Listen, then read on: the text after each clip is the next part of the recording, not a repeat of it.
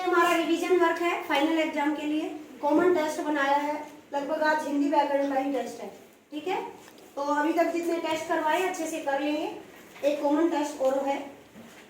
पाठ कहाँ से कहाँ तक है? चावल की रोटियां से बिल्कुल ठीक है। पेटी 2 का भी सिलेबस क्योंकि फाइनल एग्जाम में आता है। इधर ध्यान देंगे बेटा। हमारा पहला क्वेश्चन है वचन बदलो। हमारा एक पाठ है जो जिसका मैंने पूरा ही जोड़ा साकों वाला घर पूरे ही पाठ में से शब्दों निकाल करके उसका वचन बदलवाए हैं। अगर आप उनको ध्यान से कर लेंगे सारे शब्द उसमें भी आए हैं ये, और चैप्टर्स में रिपीट ही होते रहते हैं एक दूसरे में। नदी आया है उसमें, नदी का क्या आएगा? नदियां।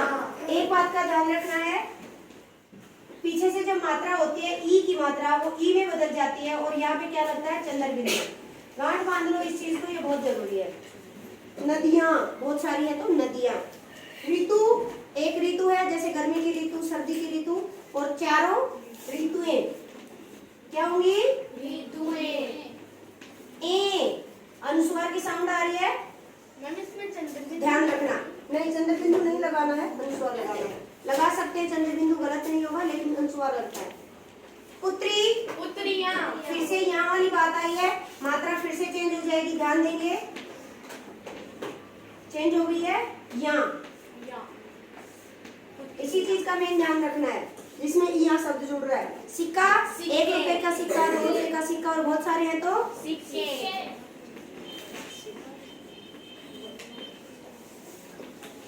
अगला है संज्ञा का प्रकार बताना है। संज्ञा हमारे पेपर में वैसे मैक्सिमम जातिवाचक, भाववाचक और व्यक्तिवाचक तक ही आ जाती है, ठीक है। द्रव्यवाचक और समूहवाचक का नहीं ज्यादा आता है, तो मैंने उसी टाइप में इजी सा बनाया है। दिल्ली शहर का एक पर्टिकुलर शहर का नाम है, कौन सी संज्ञा हो गई? व्यक्तिवाचक। बच्चों को पता है व्यक्तिवाचक, बस लिखने में गड़बड़ कर देते हैं। लिखना देख लेंगे, ये लिखने में गड़बड़ कर देते हैं, पीछे से मात्रा लगाते हो आप।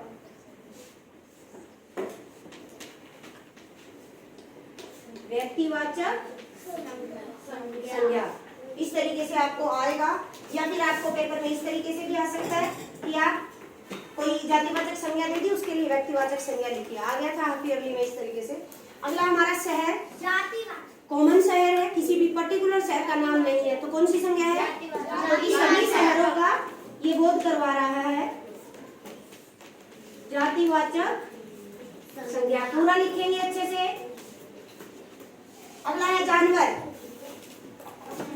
कौन सा जानवर है? पता ही नहीं है, बहुत सारे जानवर होते हैं, जंगली जानवर, घरेलू जानवर, तो पूरी जाति का ही बोध करवा रहा है, सभी जानवर इसमें शामिल है, जातिवाचक, ठीक है। मैम, इन संज्ञा के अलावा और भी तो होते हैं द्रव्यवाचक होते हैं, यहाँ पे जो दिया है हम उसे ही करेंगे। आगे है हाथी, एक पर्टिकुलर जानवर का नाम दे दिया, कौन सा हो गया?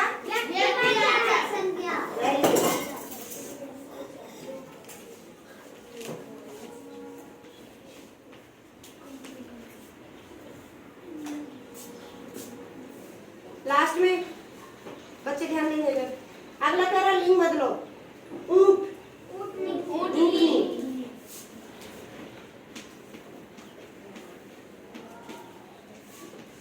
शेर,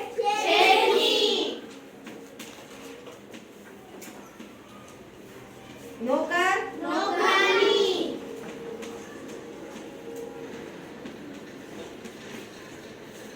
धोबी, धोबिन। मात्रा चेंज होगी, थोड़ा सा ध्यान रखेंगे। अगला क्या है? विलोम शब्द, यानी कि विपरीतार्थक शब्द, उल्टे अर्थ वाले शब्द। सुबह, शाम। कई बच्चे रात लिख देते हैं, बेटा गलत है, ध्यान से लिखेंगे। रात का होता है दिन, ठीक है। सुबह, शाम। दोस्त, दुश्मन। दुश्मन को लिखने का थोड़ा सा अभ्यास कर लेंगे। कड़वी, किसी की बात कड़वी होती है, किसी की बात मीठी होती है। कोई कड़वी चीज होती है, कोई मीठी चीज होती है। नोट मीठा, मीठी। बाढ़, आकाल। अकाल नहीं, अकाल। मैंने 2 चीजें करवाई है पानी वाले पाठ में, ज्यादा बारिश होती है और एक में बिल्कुल ही कम बारिश होती है, अल्पावृष्टि और अतिवृष्टि के ही दोनों उदाहरण हैं जिनके वजह से ये परिस्थिति पैदा होती है। ज्यादा बारिश हुई तो बाढ़ आ जाएगी, कम बारिश हुई तो अकाल। अगला है कह रहा वाक्य का अर्थ लिखकर, शब्द का अर्थ लिखकर वाक्य में प्रयोग करें। पिछली बार आए थे 3 शब्द, खूंखार आया था, खूंखार इसलिए लिखा है, धेला आया था, तो ऐसे ही मैंने प्रैक्टिस के लिए 4 शब्द लिख दिए हैं। भिस्ती होता है जो हमारे गुरु और चेला वाले पाठ में आया है, इसका पिक्चर दिया है, जो यहाँ से रबड़ का या पशु की छाल का क्या मस्क डाल करके पानी लेके आता है। तो भिस्ती कौन होता है? पानी लाने वाला या पानी भरने वाला। राजाओं के टाइम में क्या होता था? तालाबों से, कुओं से पानी लेके आना होता था। तो पानी भरने वाला जो मस्क रखता है, मस्क का भी फोटो पिक्चर भी पेस्ट करवाया आप लोगों की नोटबुक में। पानी भरने वाला वाक्य में प्रयोग कर देंगे, यह भिस्ती है, ठीक है, या भिस्ती पानी ला रहा है। बिल्कुल आसान वाक्य बनाएंगे, ऐसा वाक्य कोई ना बनाए जिसमें कोई मात्रा की गलती हो आपकी, ठीक है। भिस्ती पानी ला रहा है, बिल्कुल आसान सा वाक्य बनाएंगे। सबसे लास्ट में क्या लगाते हैं? पूर्ण विराम के बिना वाक्य हमारा पूरा नहीं होता है, ठीक है। नेक्स्ट है न्योता। गुरु और चेला वाली कविता में आया, इसके लेखक का नाम भी और छोटी सी हमारी नदी के लेखक का नाम, 2 कविता है, दोनों के कवि का नाम याद कर लेंगे बच्चे, ठीक है। न्योता, न्योता उसने भेजा था राजा ने। न्योता मतलब प्रस्ताव या निमंत्रण, ठीक है। खाने का निमंत्रण आता है ना आप लोगों के, कार्ड आता है किसी की शादी का, वो न्योता ही होता है। पहले गांव में क्या होता था, ब्राह्मण लोग जाते थे, सबके घर में न्योता दे के आते थे, कोई कार्ड नहीं बंटते थे।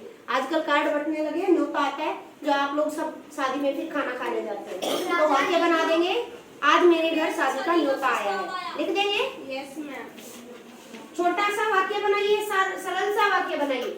ऐसा कोई वाक्य में आपके शब्द आ रहा है जिसमें आपको लगता है कि मेरी मात्रा की गलती हो जाएगी, अपना वाक्य चेंज कर लीजिए। सरल बिल्कुल आसान वाला वाक्य लिखेंगे, आज मेरे घर न्योता आया है। शादी का न्योता आया। शादी का हो, पार्टी का हो, किसी भी चीज का हो, आप अपना वाक्य बना सकते हैं। आज मेरे दोस्त के घर से मेरे घर न्योता आया, किसी भी तरीके से आप अपना वाक्य बना लीजिए जो आपको ठीक लगे। अगला है खूंखार, स्वामी की दादी वाले पाठ में आया था।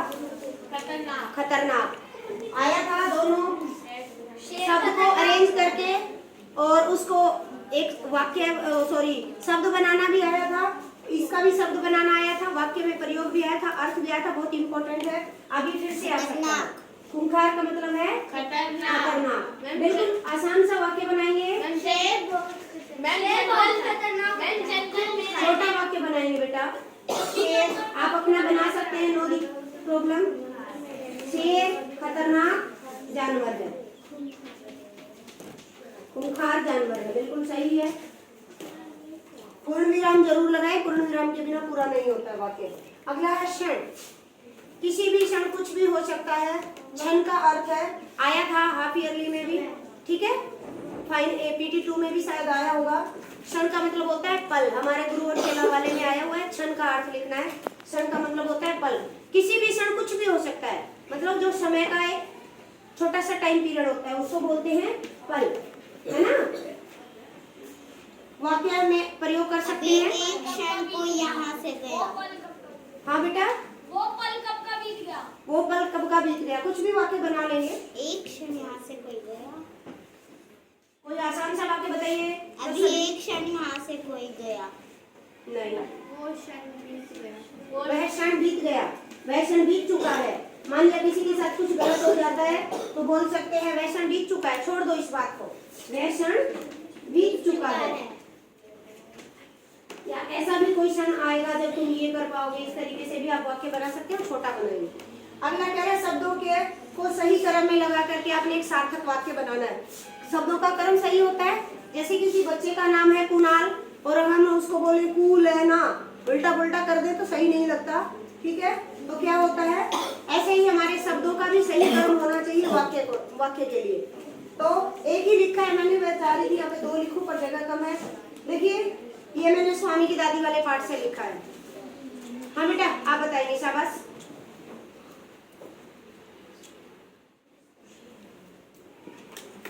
दादी ने मीठे यहाँ पे जो oblique लगी है, दादी ने मीठे से बच्चे का कहा।